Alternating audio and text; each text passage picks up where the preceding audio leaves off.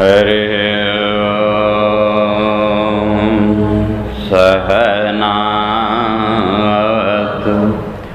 सहनौ भुनक्तु सह वीर्यं करवावहै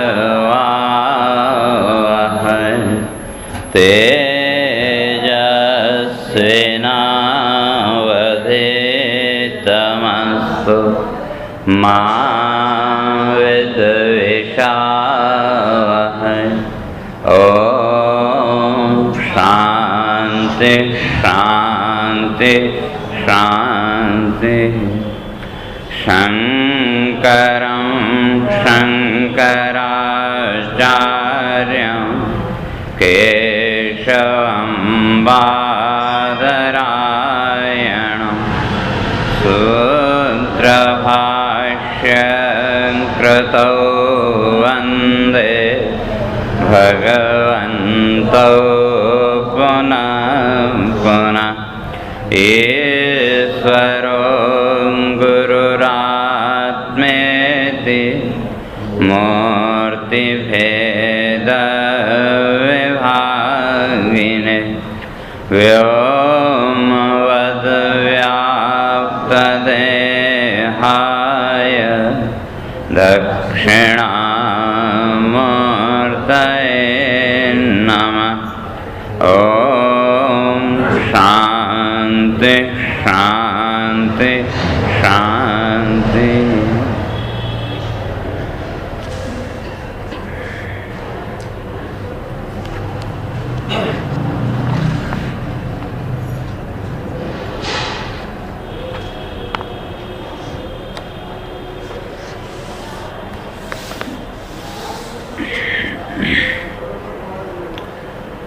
ॐ जानामि धर्मं न च मे प्रवृत्तिः जानाम्यधर्मं न च मे निवृत्तिः।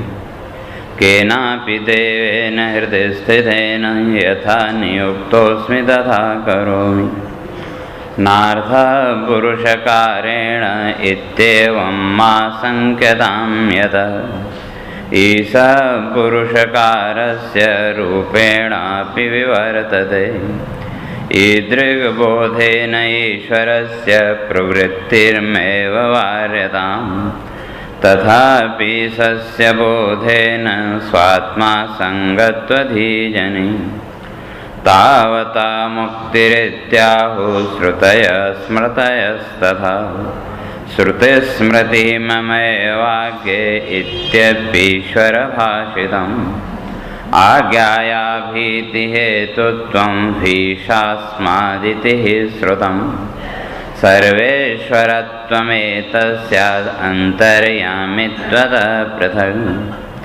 एतस्य वा अक्षरस्य प्रशासन इति श्रुते। अन्तः प्रविष्टः शास्तायं जनानामिति च श्रुते। जगद्योनि भवेदेश प्रभवाप्यकृत्वतः। आविर्भावतिरोभावौ उत्पत्ति प्रलयौ मतौ। आविर्भावयति स्वस्मिन् विलीनं सकलं जगत्। प्राणिकर्मवशादेश पटो यद्वत्प्रसारितः। पुनः स्थिरो भावयति स्वात्मन्येवाखिलं जगत्। प्राणिकर्मक्षयवशात् संकोचितपटो यथा। रात्रिघस्रौ सुप्तिबोधौ उन्मीलननिमीलने। तूष्णीं भावमनोराज्ये इव सृष्टिलयौ इमौ। तो विचार चल रहा था ईश्वर का। तो ईश्वर कौन? तो का जो अंतर्यामी है। संक्षेप में अगर कहें तो जो संपूर्ण भूतों के अंदर स्थित होकर के इन संपूर्ण भूतों का, संपूर्ण प्राणियों का जो नियमन कर रहा है उसका नाम ईश्वर। और है कहाँ तो स्पष्ट करके आए थे। ईश्वर सर्वभूतानां हृदय से अर्जुन तिष्ठति। स्मृति के वाक्य को दिया है। कि वो जो ईश्वर है का प्रत्येक प्राणी के हृदय में बैठा हुआ है, और हृदय में बैठ कर के क्या कर रहा है? तो कहा उपादान कारण के रूप में वहाँ बैठ गया। वो है तो जीवन की समस्त प्रक्रियाएं हैं, और वो नहीं तो वे नहीं। तो और क्या है फिर ये जो गति आदि है जगत में, कर्म आदि की जो गति है, तो कहा कि वे वहाँ बैठ कर के, और जिसने उसमें झूठा अभिमान कर लिया तो कहा वो तो फिर प्रवृत्ति और निवृत्ति, क्या करना क्या नहीं करना, इसी में उलझा रहेगा। तो और जितनी भी प्रवृत्ति है शरीर इंद्रिय मन की, तो इस संपूर्ण प्रवृत्ति का वो क्या है? आधार। और हृदय में बैठा किस रूप में है? तो कहते हैं विज्ञानमय रूपेण, विज्ञान ज्ञान रूप से, अनुभव रूप से वो विराजमान है। तो केवल मनुष्य या पशु पक्षी में ही नहीं, तो कहा इस संपूर्ण ब्रह्मांड में, यहाँ तक कि ये जो पांचों भूत पृथ्वी जल तेज वायु और आकाश, तो कहा इनके अंदर भी वो विराजमान, और अंदर बैठ कर के इसका वो क्या कर रहा है? नियमन। और जितनी भी जगत की प्रवृत्ति है तो उसका आधार वह कहते अंतःकरण में व्याप्त जो इच्छाएं, जो वासनाएं हैं, उन वासनाओं के आधार पर और चल रहा है। और कहते कि वे सर्वत्र न्यायोयम, तो इस तर्क को, इस युक्ति को सभी जगह उपयोग कर लें। जितने भी भूत हैं, पृथ्वी जल तेज वायु आकाश आदि, और उसके साथ जितने भी जीव हैं, मनुष्य मक्खी मच्छर कीड़े मकोड़े पशु पक्षी आदि, सबके अंदर बैठ कर के वो नियमन कर रहा है। तो कैसे? तो पहले कह आए थे कि वो तो व्यापक है, और उसका बड़ा सुंदर उदाहरण दिया था कपड़े में जो धागा तंतु है, तो जैसे उस तंतु के बिना कपड़ा नहीं बन सकता, और जितने भी कपड़े हैं हर एक के अंदर वो धागा तो है, तो उस धागे के बिना तो कपड़ा नहीं हो सकता। तो उसी तरह से जितने भी जीव हैं, हर एक जीव के अंदर वो तो है। और ये जितने भी तंतु हैं धागे हैं, तो इनका जो मूल है, वो मूल देखें तो क्या है? वही कपास।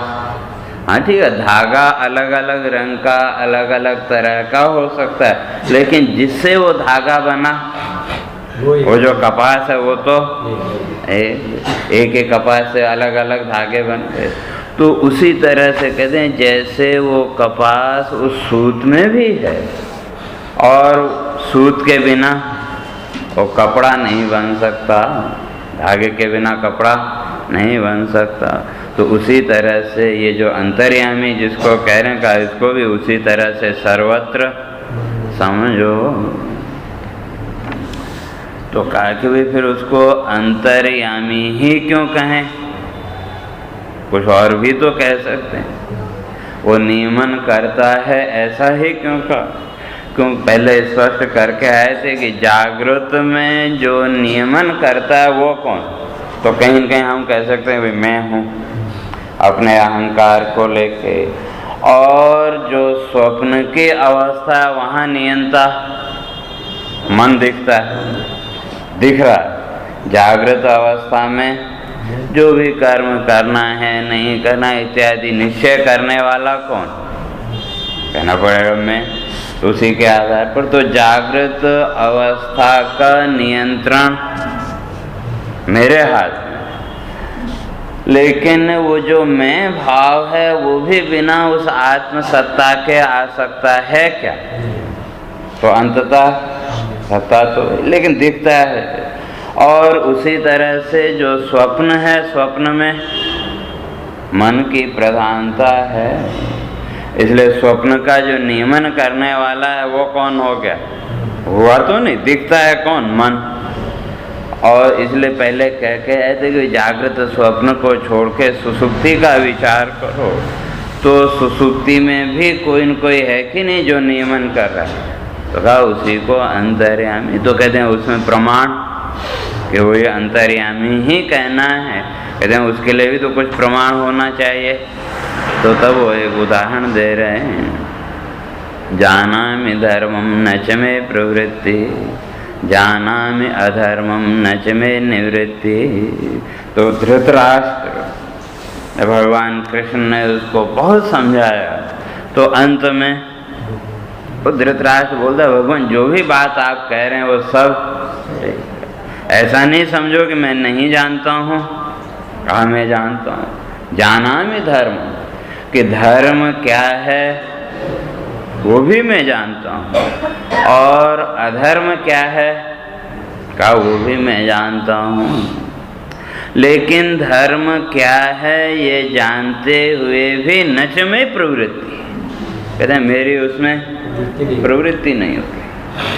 और अधर्म क्या है ये भी मैं जानता हूँ, लेकिन न च मे निवृत्ति, मैं उससे बच नहीं पा रहा हूँ। क्यों? तो कहता है केनापि देवेन हृदय स्थितेन। कोई ऐसा तत्व है जो हृदय स्थित है, हृदय में बैठा हुआ है, और वो यथा नियुक्तोऽसि, का वो जैसा मुझे निर्देश करता है तथा करोमि, मैं वैसे करता हूँ। हृदय में बैठा हो जो तत्व है वो जैसा निर्देश करता है का मैं वैसा करता हूँ। तो कहने का अर्थ कि जानते हुए भी कुछ न कुछ तो है नियंत्रण। जैसे उदाहरण के लिए कई बार किसी कार्य को आप नहीं करना चाहते, लेकिन एक स्थिति ये आती है कि पता भी नहीं चलता और कर्म हो जाता है, और बाद में पता लगता है नहीं ये तो ऐसा काम हो गया। तो अब विचार करके देखो उस समय उस कर्म में आपको प्रवृत्त कराने वाला कौन? कोई न कोई शक्ति तो है कि जिसने थोड़ी देर के लिए क्या किया कि आपकी समग्र सजगता को बाधित कर दिया। और उसका कारण तो वही प्रारब्ध भोग, कि जो भी जैसा भी आपका प्रारब्ध भोग होगा, चाहे वो सुख का हो चाहे दुख का, उसके अनुसार कर्म में प्रवृत्त तो कराएगा। लेकिन उस प्रारब्ध का नियंत्रण करने वाला भी कोई है कि नहीं? जैसे हम कहते हैं कि प्रारब्ध में ही ऐसा होगा, लेकिन वो जो प्रारब्ध है, वो जो भाग्य है, उसकी व्यवस्था बनाने वाला भी कोई तो है। ठीक है, वो प्रारब्ध होगा, और जैसा प्रारब्ध सामने आएगा तो शास्त्रकार कहते हैं कि वो आपकी मनोवृत्ति को भी वैसा ही बना देगा जैसा भी प्रारब्ध होगा। और ये जो प्रारब्ध है इसके भी तीन भेद, स्वेच्छा, अनिच्छा और परेच्छा। एक स्वेच्छा प्रारब्ध, एक अनिच्छा प्रारब्ध और एक परेच्छा प्रारब्ध। तो स्वेच्छा प्रारब्ध हो गया, आपकी इच्छा है, मन में इच्छा है, उस इच्छा को लेकर के कर्म में प्रवृत्ति हुई, और उससे जो भी मिला, चाहे सुख मिला या दुख, तो अगर सुख मिला तो वाहवाही हम अपनी ही करते हैं, और अगर दुख मिला तो दोष किसको दें? नहीं, अपनी इच्छा से कर रहे हैं तो दूसरे को भी दोष नहीं दे सकते। तो दुख मिला तो उसको भी चुपचाप सहन करते हैं कि नहीं? क्यों गलती अपनी मानते हैं, अपनी इच्छा हम कहते भाई हमारे वो है। तो वहाँ जो दुख मिला तो उसको भी चुपचाप सहन कर, क्यों? वो स्वेच्छा है, अपनी इच्छा उसमें प्रधान। लेकिन वो दुख का भोग तो है निश्चित, वो तो भोगना पड़ेगा। तो ये हो गया स्वेच्छा। और दूसरा परेच्छा, आपकी तो इच्छा नहीं, लेकिन परिवार के किसी सदस्य की, किसी मित्र की इच्छा को लेकर के आपके कर्म में प्रवृत्ति हुई, तो उससे भी वही दो चीजें मिलेंगी, या तो सुख मिलेगा या दुख। सुख मिलेगा तो कहना ही क्या, और यदि दुख मिला तो सारा दोष जिसकी प्रेरणा से हमने हमारे कर्म में प्रवृत्ति हुई, तो सारा दोष उसके ऊपर। लेकिन दुख का भोग तो बच नहीं सकता, भले हम दूसरे को दोष दें तो भी वो जो दुख का भोग है या सुख का भोग है वो तो भोगना पड़ेगा। तो ये हो गया परेच्छा, अपनी इच्छा नहीं है लेकिन किसी की इच्छा का सम्मान करते हैं। और तीसरा है अनिच्छा प्रारब्ध, आपकी भी इच्छा नहीं और जो आपके परिचित परिवार के सदस्य हैं उनकी भी इच्छा नहीं, लेकिन फिर भी कर्म में प्रवृत्त होना पड़े, या कुछ ऐसी घटना घटित है जो हम नहीं चाहते, तो उससे मिलने वाला जो भी सुख दुख है उसको भी सहन करना ही पड़ेगा। तो ये अनिच्छा।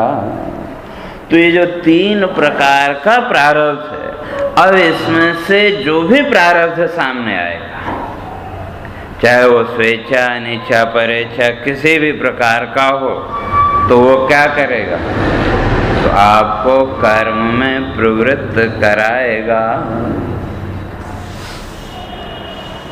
और वो जो प्रवृत्ति है प्रारब्ध का, तो उस प्रारब्ध का निश्चय करने वाला कौन?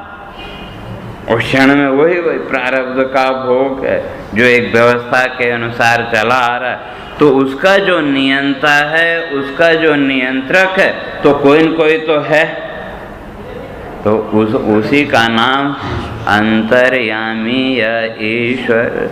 और वो कहाँ बैठ के नियमन कर रहा है, तो धृतराष्ट्र कहते हैं हृदय स्थितेन केनापि देवेन, का कोई न कोई तो है जो मेरे हृदय में बैठा हुआ, जिसका अनुभव भी और अनुभूति भी हो रही है, कोई न कोई ऐसा तत्व है जो वो नियमन करवा रहा है। और किसके आधार पर? वही प्रारब्ध को।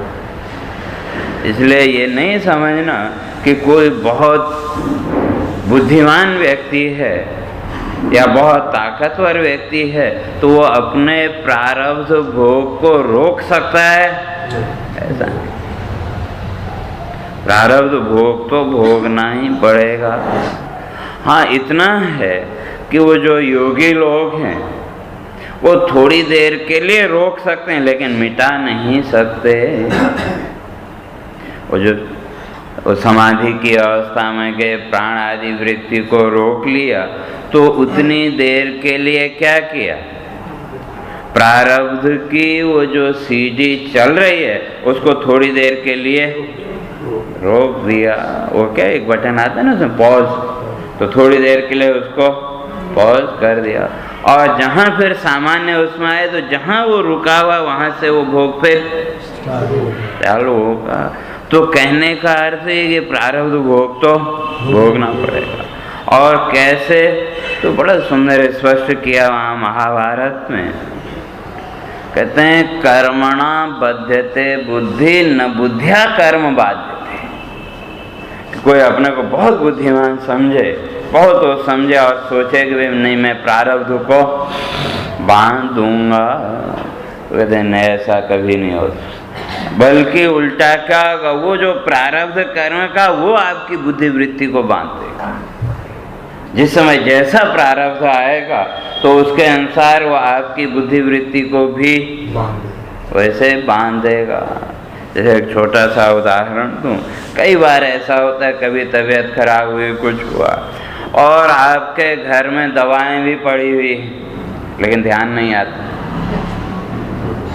और घंटा 2 घंटा या 1-2 दिन परेशान होने का फिर ध्यान आएगा नहीं ये दवा तो पड़ी है, और तुरंत आपने दवा ली और 10 मिनट में तो एकदम ठीक हो गए।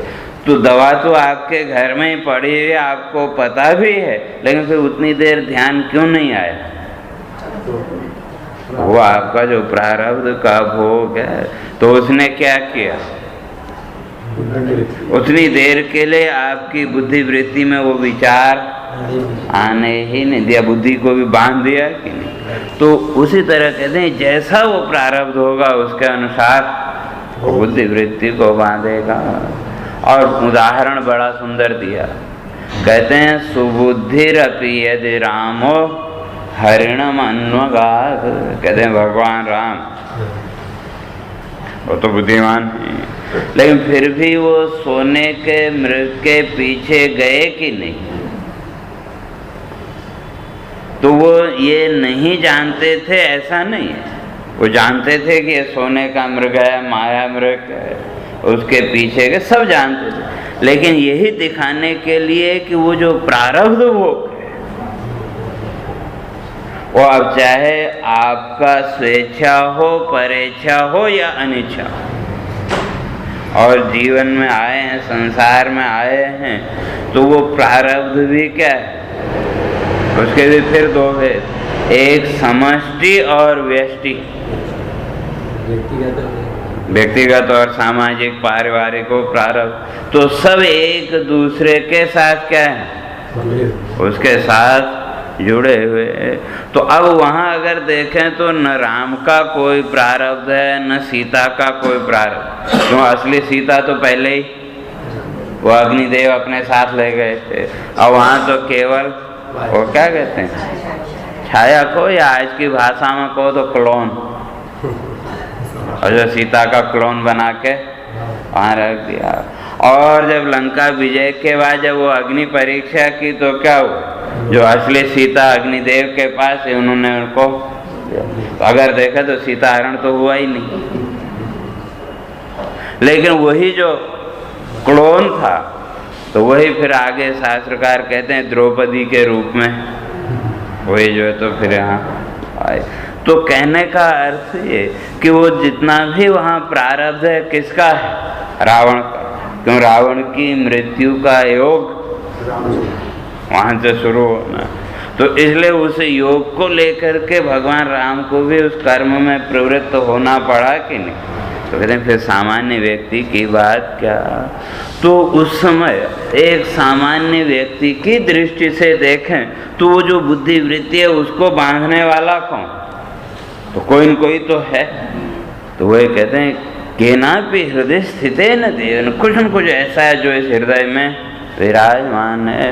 वो यथा नियुक्तोसि, वो जैसे नियुक्त करता है, जैसा निर्देश करता है, धृतराष्ट्र कहता है मैं वैसा ही करता हूँ। और जीवन का विश्लेषण करके देखें तो जीवन की स्थिति भी वही है कि नहीं। हम अपने को मानते तो हैं स्वतंत्र, लेकिन जीवन के कितने अंश में स्वतंत्र हैं? कहीं भी स्वतंत्र नहीं। हाँ, संकल्प करने के लिए स्वतंत्र है, बाकी जीवन के जो भी भोग हैं, सुख दुख आदि, और उन भोगों तक पहुंचने के लिए जो कर्म करना पड़ेगा उसमें भी हम कहीं न कहीं बाध्य हैं। तो कोई न कोई नियंता तो वह, तो कहते हैं उसी का नाम ईश्वर। तो कहते हैं तब तो ये हो गया कि भाई ये जो पुरुषार्थ आदि ये सब व्यर्थ हो जाएंगे। जब जैसे कहा ना केनापि देवेन, कुछ न कुछ ऐसा जो नियुक्त कर रहा है वैसा मैं कर रहा हूँ। धृतराष्ट्र कहते हैं कि वे उदाहरण तो आपने दिया, लेकिन फिर ये जो पुरुषार्थ है, जीवन में तो पुरुषार्थ को महत्व दिया, और पुरुषार्थ भी चार माने, धर्म अर्थ काम और मोक्ष। तो कहते हैं ये तो पुरुषार्थ व्यर्थ हो जाएंगे। और जब कोई पुरुषार्थ ही व्यक्ति का नहीं है तो फिर ये मोक्ष आदि ये सब क्यों पूरी तरह जब यंत्रवत ही चलना है तो फिर अपनी स्वतंत्रता क्या रही। तो इसलिए वो आगे कह रहे हैं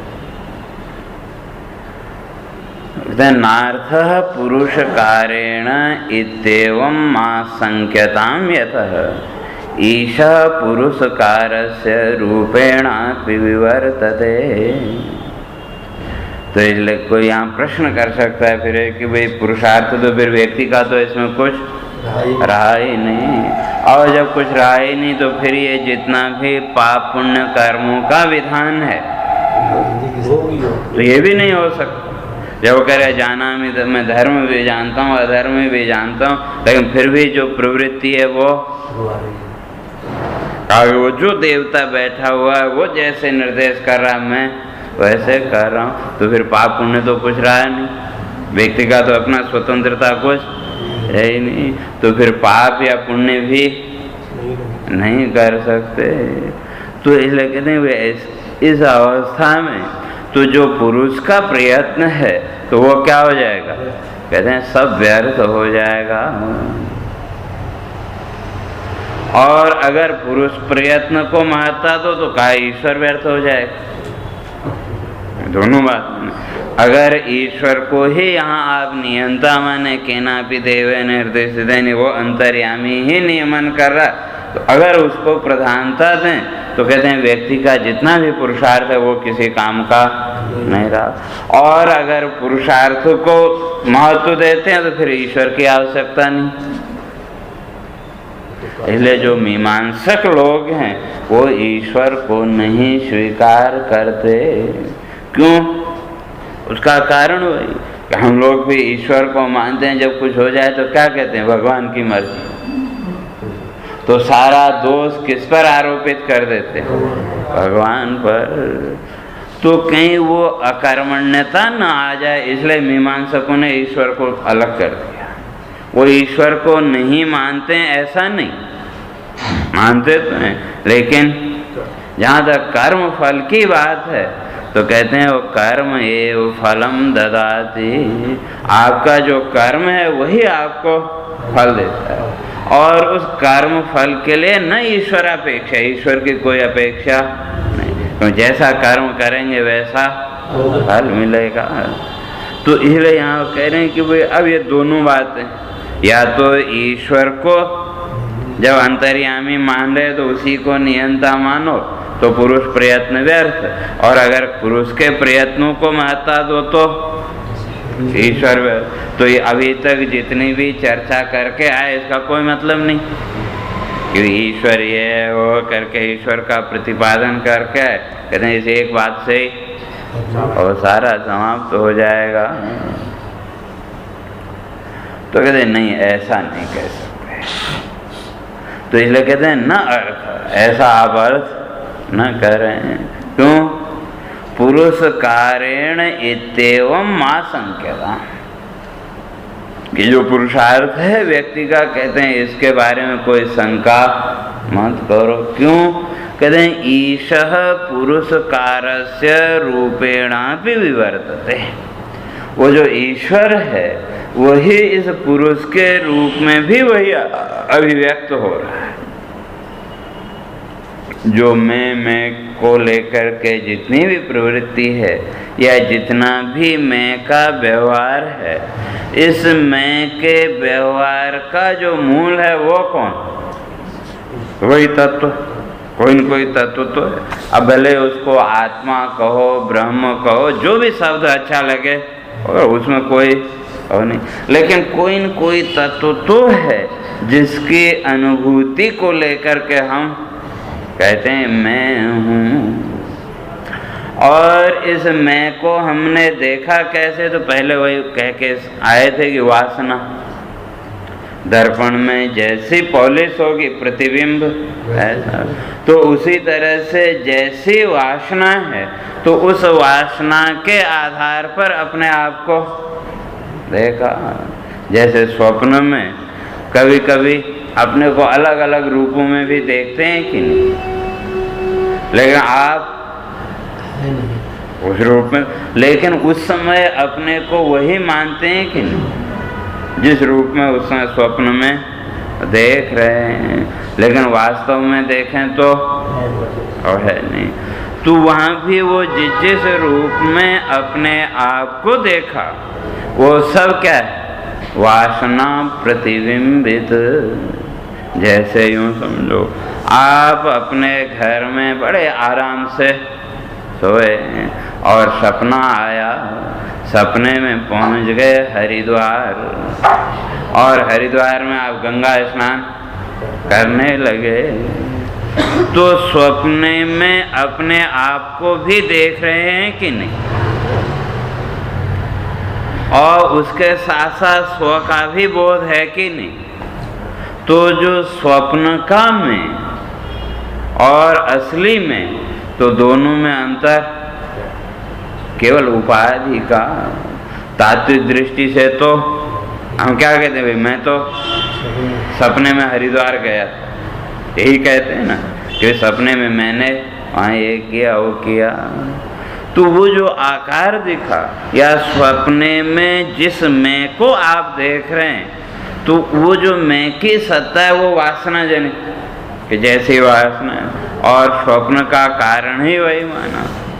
ये 3 प्रकार की इच्छाएं प्रत्येक व्यक्ति के अंदर है, बाह्य और आंतरिक। तो बाह्य इच्छा हो गई ये घर परिवार आदि के लोक व्यवहार की इच्छाएं, ये बाह्य। और आंतरिक मन में उठने वाले नाना प्रकार के संकल्प विकल्प, और इन दोनों का जो संघ समूह है तो का वही स्वप्न का कारण। बाह्य और आंतरिक ये दोनों इच्छाएं जब मिल गई तो आपको स्वप्न दिखेगा। और वो जो स्वप्न है वो भी क्या है, वही वासना, अतिरिक्त वासना।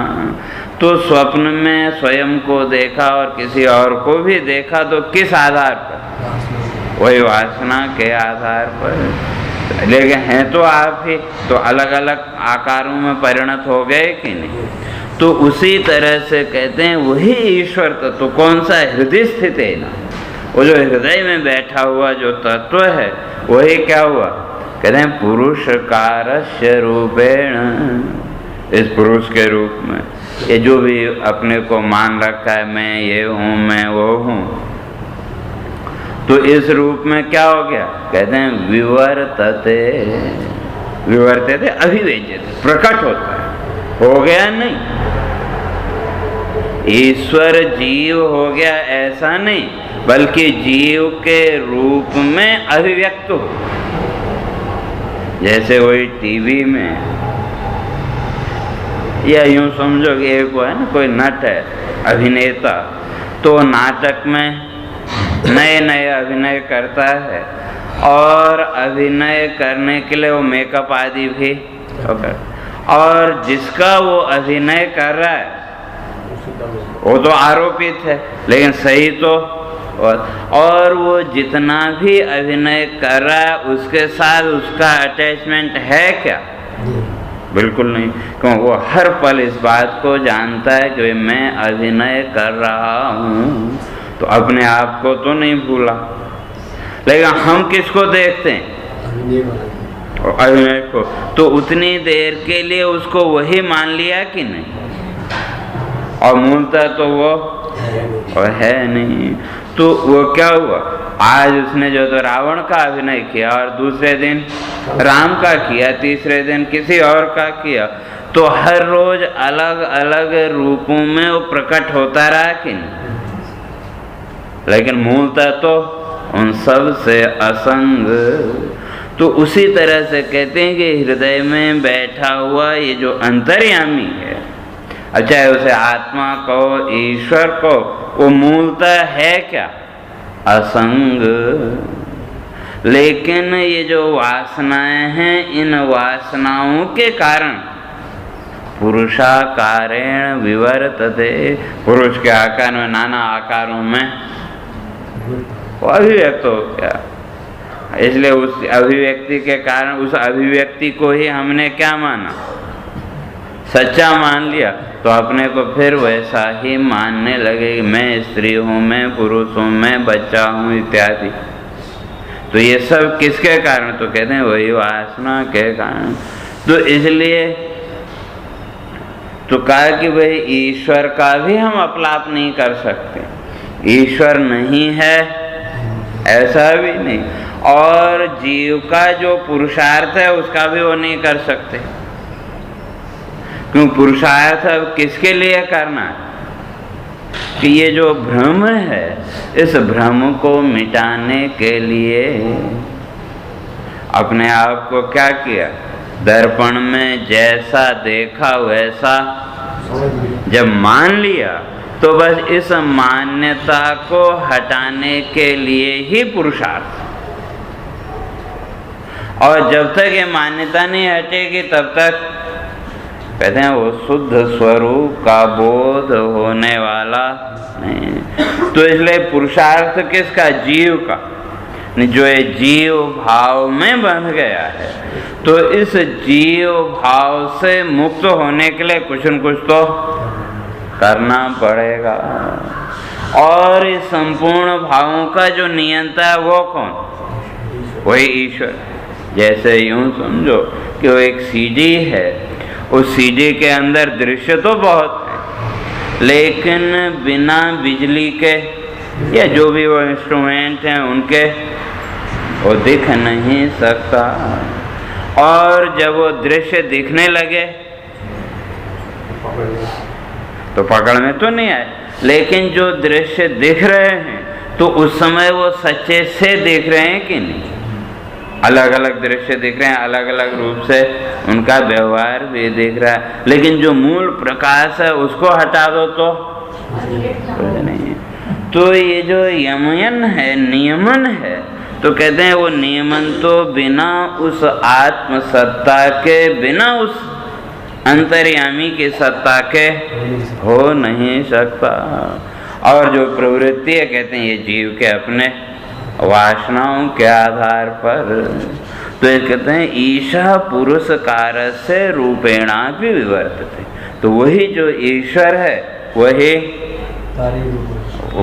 पुरुष के रूप में नाना रूपों में क्या हो गया, विवर्तते, अभिव्यक्त हो गया।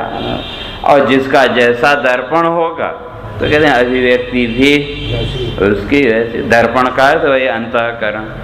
तो जहाँ शुद्ध अंतःकरण है सत्वगुण से प्रधान, तो उसके यहाँ ईश्वर भाव आ जाएगा। और जब उसमें थोड़ी सी मलिनता आई तो मनुष्य आदि का भाव, और ज्यादा मलिनता आई तो फिर पशु पक्षी आदि। तो जैसे वो मलिनता अर्थात तमोगुण बढ़ता चला जाएगा तो वैसे वैसे नीचे की ओर। इसलिए गीता के तो 14वें अध्याय में वो स्पष्ट किया, ऊर्ध्वं गच्छन्ति सत्वस्था मध्ये तिष्ठन्ति राजसा। और जघन्य गुण वृत्तिस्था तमो गच्छन् अधो गच्छन्ति तामसा। तो कहा जिसके जीवन में सत्वगुण की प्रधानता है तो वो ऊर्ध्वं गच्छन्ति, ऊर्ध्व है ना, ऊर्ध्व लोकों की ओर। और मध्य तिष्ठन्ति राजसा, तो जिनके जीवन में रजोगुण की प्रधानता है वो बीच में अर्थात मनुष्य आदि। और जो तमोगुण के जिनके अंदर प्रधानता है वो मनुष्य से फिर नीचे के जो जीव। तो जैसे जैसे वो तमोगुण बढ़ता जाएगा वैसे वैसे वो अधम योनियां, और जैसे जैसे सत्वगुण बढ़ता जाएगा तो मनुष्य से ऊपर की ओर। तो ये जितने भी जीव भाव है तो कहते हैं ये किसके आधार पर आया, तो वही जैसा वो दर्पण है, यानी जैसे वो गुण होंगे उनके आधार पर। तो अब जिसका जैसा दर्पण है, जैसा अंतःकरण है, तो उस रूप में वो अभिव्यक्त। तो इसलिए जीव का भी विरोध नहीं, ईश्वर का भी विरोध नहीं। तो कहते हैं कि व्यक्ति का जो पुरुषार्थ है उसका क्या होगा, तो कहते हैं वो पुरुषार्थ किसके लिए, स्वात्मनि असंगत्व ज्ञान लक्षण फलाय। वो जो भी पुरुषार्थ है उस पुरुषार्थ का जो फल है वो क्या है, कहते हैं स्वात्मनि असंग ज्ञान लक्षण। अभी तक अपने आप को क्या माना, वही जन्मने मरने वाला, असंगता तो अभी आई नहीं। तो जितना भी पुरुषार्थ है वो उसका फल या वो इसी के लिए है कि उस आत्मा में स्व में असंगता का जो भाव है उसको लाने के लिए। लेकिन वो भाव बिना ज्ञान के आ नहीं सकता। और कहते हैं जो अंतर्यामी रूप से जो प्रेरणा है फिर उसका क्या होगा? तो कहते हैं वही ईश्वर का निषेध भी हम नहीं कर सकते। क्यों? कहते हैं ईदृग बोधेन ईश्वरस्य प्रवृत्तिर्मेव वारताम। तो कहते हैं वो जो ईश्वर है उसे ईदृग, यह है अस्तित्व रूप से जो बोध हो रहा है, तो कहते हैं वो किसका है? कहते हैं वो ईश्वर का। और ये जितनी भी प्रवृत्तियां हुई, जो भी कर्म आदि में प्रवृत्ति हुई, तो उसके पीछे कहते हैं कि भाई आप भी किसी न किसी नियंता को स्वीकार करते हैं कि नहीं। अब चाहे आप उसको मन के द्वारा मानो, बुद्धि के द्वारा मानो, या अंततोगत्वा कभी कभी ऐसा भी होता है कि पता भी नहीं लगता, तो वहाँ भी कोई न कोई नियंता तो हम, और अंत में फिर वही भाग्य पे आके अटक जाते हैं कि हमारे भाग्य में ही ऐसा रहा होगा इसलिए ऐसा हो गया, ये कहते हैं कि नहीं। लेकिन उसका जो नियंता है कोई न कोई तो है। तो कहते हैं इस तरह से जब बोध हो जाएगा कि वो जो नियंता है, तो कहते हैं वो तो प्रवृत्तिर्मेव वारताम। और ये जो प्रवृत्ति हो रही है, कहते हैं इसका भी निषेध नहीं कर सकते। और वो जो प्रवृत्ति है का, उसके लिए वो अंतर्यामी को तो मानना पड़ेगा। तथापि ईशस्य बोधे, कहते हैं जैसे अभी किसी न किसी को हमने माना नियंता, तो कहते हैं उसी तरह से जब उस ईश्वर का बोध हो जाएगा कि वो जो अंतर्यामी है, वो जो नियमन करने वाला है, वो कौन? कि वही ईश्वर। तो तब स्वात्म असंगत्वधि, तो कहते हैं उस आत्मा में वो असंगता का हो। और ये जितनी भी प्रवृत्ति है उस अंतर्यामी की, तो कह वो तो असंग है, तो कहा असंग है तो फिर उसकी कोई प्रवृत्ति होनी नहीं चाहिए। एक तरफ तो असंग कहते हैं और दूसरी तरफ का वो प्रवृत्ति का आधार भी, तो फिर वो अंतर्यामी की प्रवृत्ति क्यों? तो कहते हैं कि भाई ईश्वर सत्य है, वो असंग है, इसमें कोई संदेह नहीं है। लेकिन कर्म फल दानार्थम, तो जो जीव है तो इसका जो कर्म फल है, कहते हैं उस कर्म फल को देने के लिए अंतर्यामिना प्रवृत्ति, वो जो अंतर्यामी है उसकी प्रवृत्ति। जैसे यूँ समझो जज, एक जो जज है तो उसको न किसी के पाप से मतलब, जो ईमानदार है, और न किसी के पुण्य से मतलब, लेकिन जैसा उसके सामने सबूत आए तो उसके अनुसार उसकी प्रवृत्ति होती है कि नहीं? वो जैसा उसके सामने आया उसके अनुसार उसकी प्रवृत्ति, उसके अनुसार उसने जो भी दंड देना है या मुक्त करना, जो भी है वो किस आधार पर करेगा, जैसे उसके सामने सबूत आ जाए। तो उसका अपना उसमें कुछ है क्या? वो एकदम असंग है, सजा सुनाई बात खत्म, या जो भी है उसको करना। लेकिन असंग होते हुए भी वो उसका नियमन कर रहा है कि नहीं?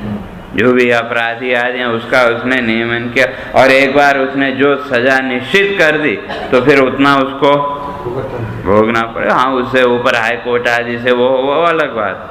तो उसने उसकी सजा का नियमन किया कि नहीं? और उससे पूछो जज से, वे आपने अमुक व्यक्ति को सजा क्यों दी, या तो उसको पता नहीं किसको सजा दी, किसका क्या हुआ, कोई मतलब नहीं। तो कहते हैं उसी तरह से ये असंग होते हुए भी कि किस लिए प्रवृत्ति है, तो कहते हैं कर्म फल दानाय। जीव का जैसा कर्म फल है उस कर्म फल को देने के लिए इसकी प्रवृत्ति। और वो कर्म फल किस रूप में? तो सामने वही संस्कार रूप में, वासना के रूप में। क्यों? प्रत्येक कर्म के साथ संकल्प भी कोई न कोई किया, तो उस संकल्प के जो संस्कार वो आपके चित्त में संचित हैं।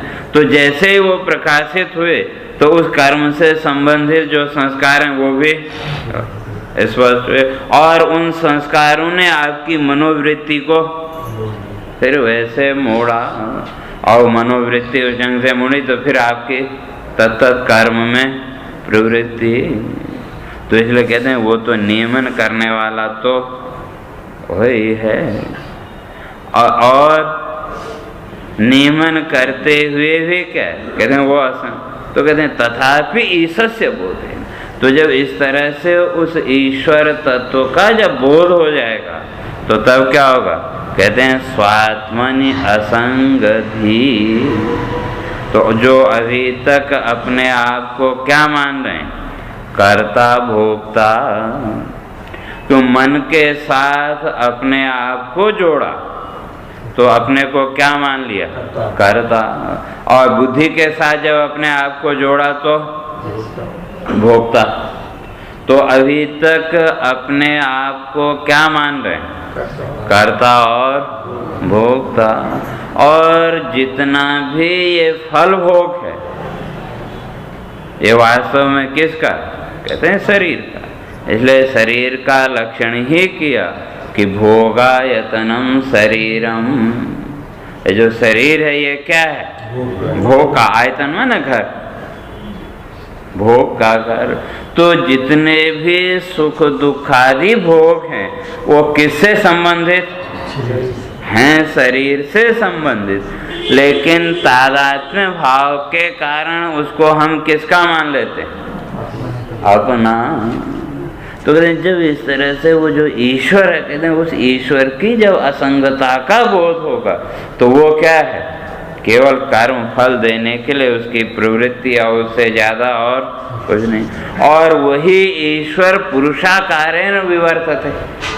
वही ईश्वर तत्व यहाँ पुरुष रूप में, यानी जो मैं का बोध हो रहा है उस रूप में भी कौन है, वही असंग तत्व। तो कहते हैं इस तरह से जब एक बार बोध हो गया तो जो अपने आप को अभी तक कर्ता भोक्ता मान रहे हैं, तो कहते हैं इससे भी आप क्या होंगे, मुक्त हो जाएंगे। आत्मनि असंगत्वधि, आत्मा में वो असंगता रूप जो बुद्धि है वो स्पष्ट होगी।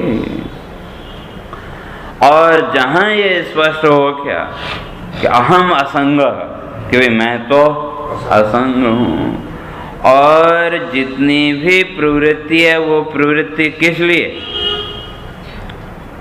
कहाँ से हो रही, तो ईश्वर स्वरूप है वो संपूर्ण प्रवृत्ति तो उस परमात्मा के द्वारा ही। और भाई मैं तो कोई कर्ता या भोक्ता नहीं हूँ।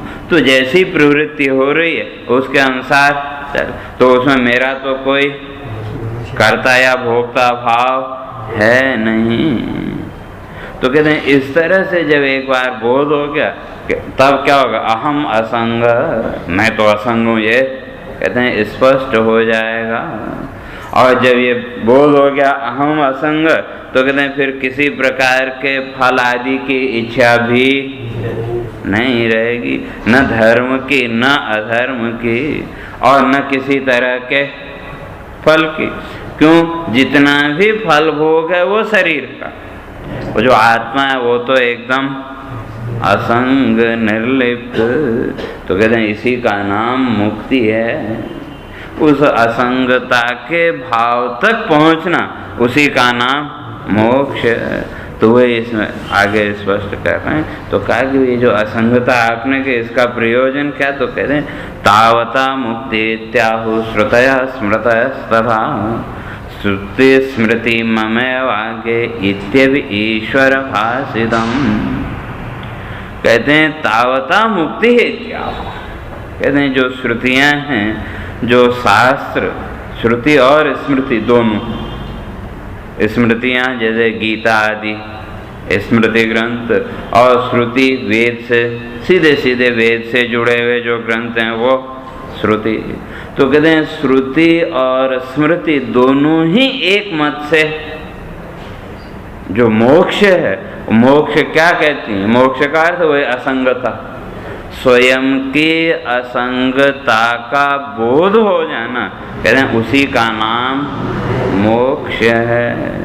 तो और उसके लिए पहले जीवन मुक्ति आवश्यक। तो जीते जी ही जब असंगता का बोध होगा तो वो जीवन मुक्ति की अवस्था, और जब जीवन मुक्ति की अवस्था में आप पहुंचे तो विदेह मुक्ति तो होगी ही, वो निश्चित है। तो इसलिए कहते हैं तावता मुक्ति।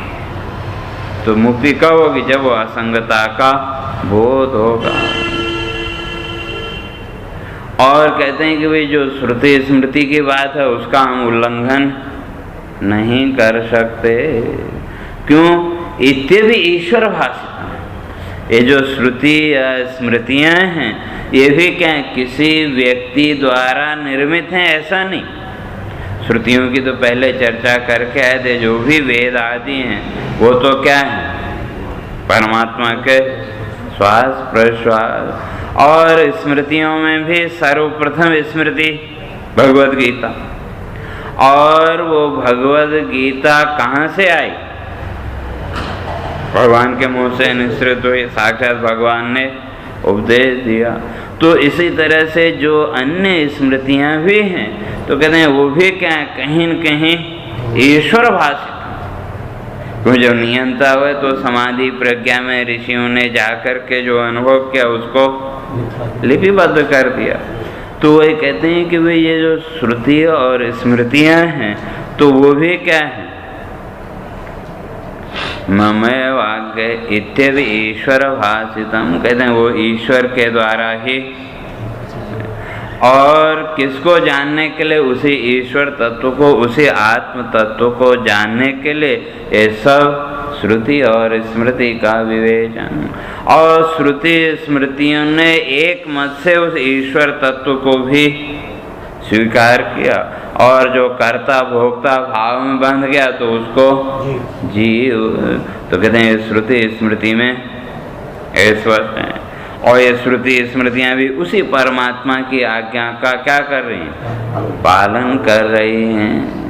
कहते हैं इतना ही नहीं, ये संपूर्ण जो ब्रह्मांड है, इस संपूर्ण ब्रह्मांड की जो व्यवस्था है वो भी किसके अधीन है? कहीं कहीं उसी अंतर्यामी तत्व के अधीन।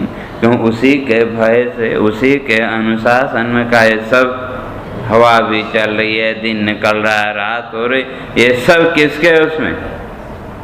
कहते हैं उस अंतर्यामी तत्व के ही अनुशासन में ये चल रहा। और उसी के अनुशासन में का ये जगत उत्पन्न भी होता है और इसका लय भी होता है। तो कैसे? तो फिर उदाहरण दिया का वही कपड़ा, कपड़े को लपेट दिया तो लय हो गया, और कपड़े को खोल दिया तो प्रकट हो गया। तो इसी तरह से संपूर्ण जगत की उत्पत्ति, स्थिति और लय भी है। लेकिन मूल तो का वो अंतर्यामी ही है। वो अंतर्यामी न हो तो ये कोई जगत की उत्पत्ति, लय, स्थिति भी नहीं हो सकती। तो कहा कि ये जगत आदि आया कहाँ से, फिर कैसे उत्पन्न होता है? तो उस सब की चर्चा आपने कल करेंगे। तो सीधे होके हरे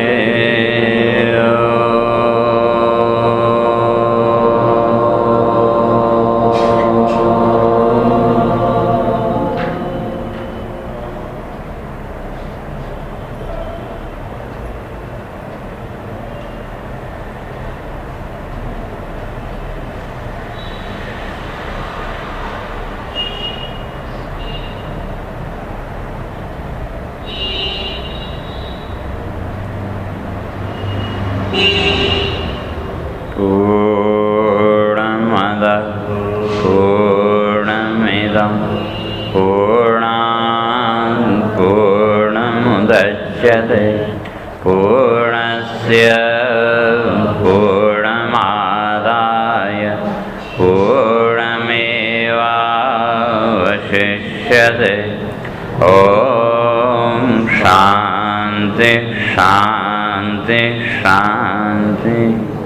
शंकरं शंकराचार्यं केशवं बादरायणं सूत्रभाष्यं कृतौ वन्दे भगवन्तौ पुनः पुनः। ईश्वरो गुरुरात्मेति